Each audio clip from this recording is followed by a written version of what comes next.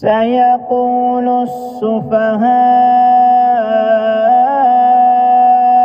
من الناس ما ولاهم عن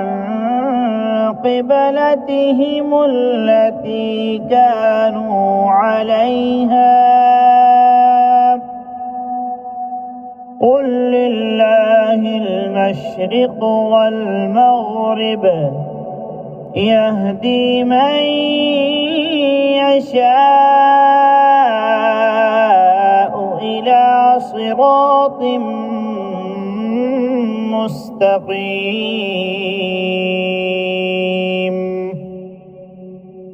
وكذلك جعلناكم أمة وسطا لتكونوا شهداء على الناس ويكون الرسول عليكم شهيدا وما جعلنا القبلة التي كنت عليها إلا لنعلم من يتبع الرسول ممن ينقلب على عقبيه وإن كانت لكبيرة إلا على الذين هدى الله وما كان الله ليضيع إيمانكم إن الله بالناس لرءوف رحيم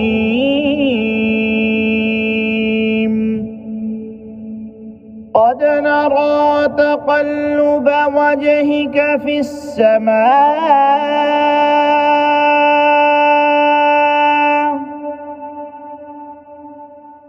فلنولينك قبلة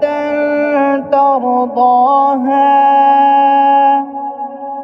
فول وجهك شطر المسجد الحرام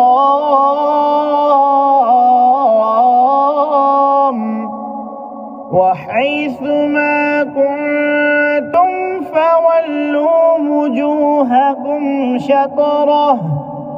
وإن الذين أوتوا الكتاب ليعلمون أنه الحق من ربهم وما الله بغافل عما يعملون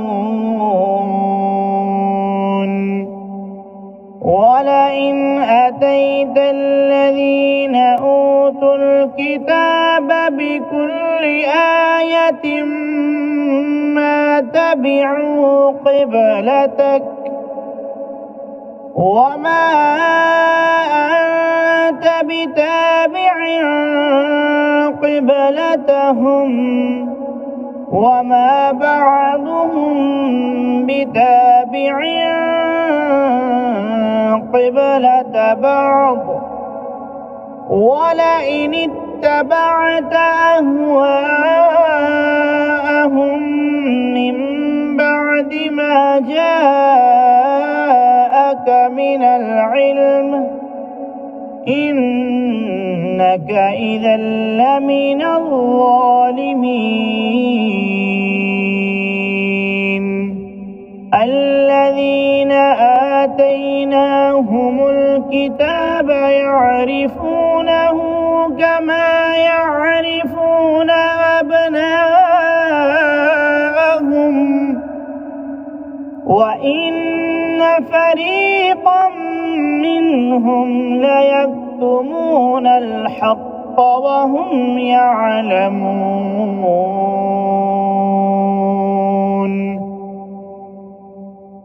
الحق من ربك فلا تكونن من الممترين